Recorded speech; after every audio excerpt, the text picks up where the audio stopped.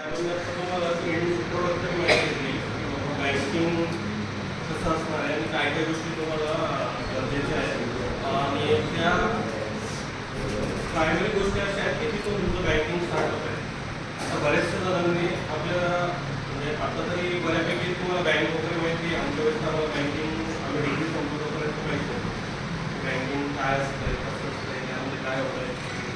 आमच्याकडे आपल्याकडे तुम्ही ट्रान्झॅक्शनचं होतं अनऑर्गनाइज सेक्टर होतं म्हणजे आमच्या घरातले पण जो आई वडील आमचे जे काही एका पद्धतीने त्यांचा व्यवसाय करत होते त्यामध्ये बँकेचा असं काही खास रोल नव्हता, कारण की त्या पद्धतीने आपल्या इथं डेव्हलपमेंट होत नव्हती.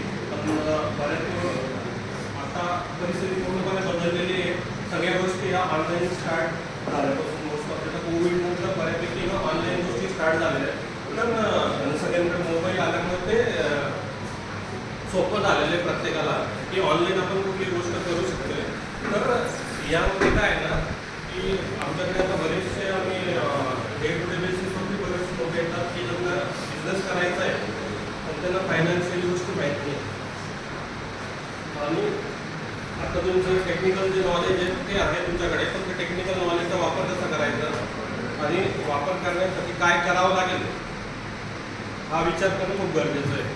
आता तुम्हाला ते बेसिक या गोष्टी त्या दृष्टीने तुम्ही विचार करत नाही, त्यामुळे तुम्हाला या गोष्टी आता बोरिंग किंवा कळत नसतील तर सगळ्यात महत्त्वाची गोष्ट करून घ्या.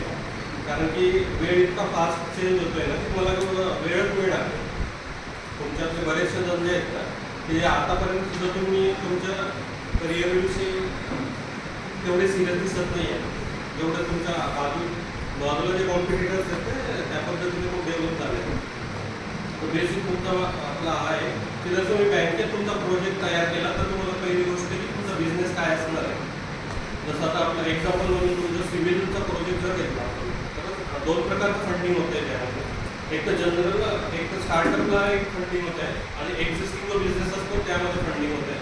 एक्झिस्टिंग बिझनेसमध्ये दोन प्रकारचं फंडिंग असतं, शॉर्ट टर्म फंडिंग असतं आणि लॉंग टर्म फंडिंग असतं. लॉंग टर्म फंडिंगमध्ये काय आहे की तुम्ही एखादी बिझनेस स्टार्ट केलेला आहे, त्याच्यामध्ये मशिनरी घेतलेली आहे, इन्फ्रास्ट्रक्चर डेव्हलपमेंट केलेलं आहे. म्हणजे सपोज आता ही बिल्डिंग बांधलेली आहे, त्या बिल्डिंगला जो खर्च काही आलेला आहे तर हा काही खर्च आहे तर ते एस्टिमेट तुम्ही काढून आणतात आणि याच्यामध्ये बाकी फॅन्स लागणार आहेत, बाकी सगळ्या ज्या गोष्टी लागणार आहेत त्याचा एक कोटेशन वगैरे येतं ते तुमच्या प्रोजेक्टमध्ये ॲड झालेलं असतं आणि त्या बेसिसवर तुम्हाला लॉंग टर्म फंडिंग होतं, त्याला टर्म लोन म्हणतात लॉंग टर्म फंडिंगला. आणि हे जे टर्म लोन असतं ते तुम्हाला एक स्पेसिफिक पिरियड दिला असतो. म्हणजे सपोज तुमचं एखाद्या बिझनेसची जी सायकल आहे त्या सायकलमध्ये पूर्ण एक 5 वर्षापासून 10 वर्षापर्यंत त्याला रिपेमेंट शेड्यूल दिलेलं असतं की बाबा माझी ही वस्तू आहे ती मी 5 वर्ष यूज करणार आहे, 5 वर्षामध्ये तुम्ही बँकेला ते हप्ते हप्त्याने फेडत असतात. सपोज आता जर तुम्ही ठरवलं की बाबा मला एक सिव्हिलचा प्रोजेक्ट तयार करायचा आहे ज्याचं टोटल प्रोजेक्ट कॉस्ट 1 करोड रुपीजचं आहे,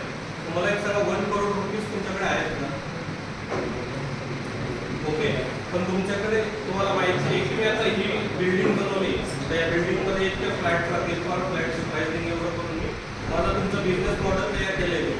पण तुमच्याकडे बिझनेस मॉडेल तयार केल्यानंतर तुम्ही ते विकू पण शकताय, बाकी सगळ्या गोष्टी तुम्ही ॲडजस्ट केल्या आहेत आणि बेसिक गोष्ट काय की 1 करोड रुपये जमवायचे कसे.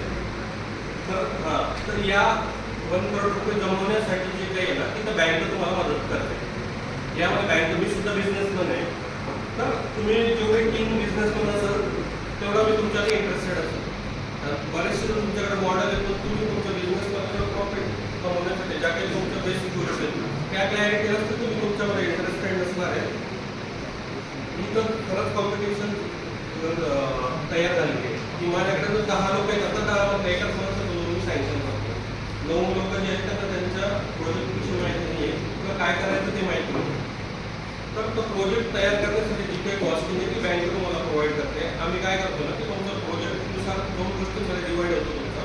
तर प्रायमरी प्रोजेक्ट असेल तर तुमचं लॉंग टर्मचं 80 लाख रुपयाचं तुमचं तुम्हाला फंडिंग करायचं आहे. बाकी तुमचं वर्किंग कॅपिटल वगैरे असतं. वर्किंग कॅपिटल शॉर्ट टर्म असतं की डे टू डे जे तुमचं काही सायकलच टिकतो होतं तुमची यामध्ये रोजच्या याच्यामध्ये जो काही खर्च असतो म्हणजे तुमचे लेबर चार्जेस वगैरे असतात ते तुम्हाला महिन्याला पे करावे लागतात. त्यांना ट्रान्सपोर्टेशन वगैरे असेल त्याचे जो काही खर्च असेल डिझेल वगैरे असेल किंवा ते ट्रॅक्टर वगैरे काय जे काही असेल मशिनरी वगैरे ते ती चालते त्यासाठी जो काही खर्च लागतो तुमचा डे टू डे तर तो प्रोव्हाइड करण्यासाठी एक सेपरेट प्रकार असतो वर्किंग कॅपिटल म्हणून. तो वर्किंग कॅपिटलमधून तुम्हाला दिला जातो. आणि दुसरा जो आहे ना तो लॉंग टर्म फंडिंगचा असतो, तो वेगवेगळ्या प्रकारचा असतो. जसा तुमचा प्रोजेक्ट असेल आणि तुमचा इन्कम असेल तर त्या इन्कममधून तुम्ही कशा पद्धतीने ते रिपेमेंट करू शकता या बेसिसवरती आहे ना तुमच्या लोनचं रिपेमेंट म्हणजे तुम्ही बँकेला किती वर्षात ते लोन परत करून द्याल. ज्या दिवशी तुम्ही लोन परत करून देतात त्या दिवशी तुमचा पूर्ण जो प्रोजेक्ट असतो तो लोन फ्री होऊन जातो आणि त्यातून जो काही प्रॉफिट असतो तो जो काही EMI तुम्ही पे करत असतो.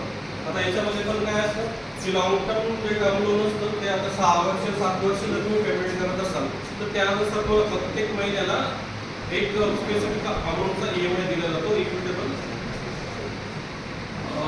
इन्स्टॉलमेंट असतो तो इन्स्टॉलमेंट तुम्हाला पेमेंट करायचा असतो. 7 वर्ष ते कंप्लीट झाल्यावर तुमचं ते लोन कंप्लीट होतं आणि तुमचा प्रोजेक्ट तिथून कंटिन्यू राहतो. अशा पद्धतीने वेगवेगळे प्रोजेक्ट तुम्ही ज्या पद्धतीने बँकेला प्रेझेंट करा त्या पद्धतीने तुम्हाला त्यामध्ये लोन उपलब्ध करून दिला जातो. याच्यानुसार हे एक बाजू जनरल मी तुम्हाला आता सांगितलं की लोन कशा पद्धतीने तुम्ही मिळवू शकता. आता याच्यासाठी गव्हर्नमेंटने काय केलेलं आहे की जर आता लॉंग टर्म फंडिंग आपण केलेलं आहे तर काय होतं ना बँकेला 2 प्रकारच्या मी आता तुम्हाला पैसे देतोय तर बँक तुम्हाला नुसते पैसे देऊन कसं काय चालणार आहे. आता तुम्ही पैसे परत फेडाल तर मी याची गॅरंटी कुठं असणार आहे. त्यासाठी मला काय लागेल की गॅरंटी प्रकार असतो आणि त्यासाठी तुमची ज्या एक्झिस्टिंग जी मालमत्ता आहे 2 प्रकारच्या गॅरंटी किंवा 2 प्रकारच्या गोष्टी असतात ज्या आपण सिक्युरिटी म्हणून घेते बँक. त्यामध्ये प्रायमरी सिक्युरिटी असते. प्रायमरी सिक्युरिटीमध्ये तुमचा जो काही प्रोजेक्ट असेल जे काही युनिट असेल ते त्याचं गहाण केलं जातं त्याच्यानंतर किंवा ती हायपोथिकेट केली जाते मालमत्ता म्हणून.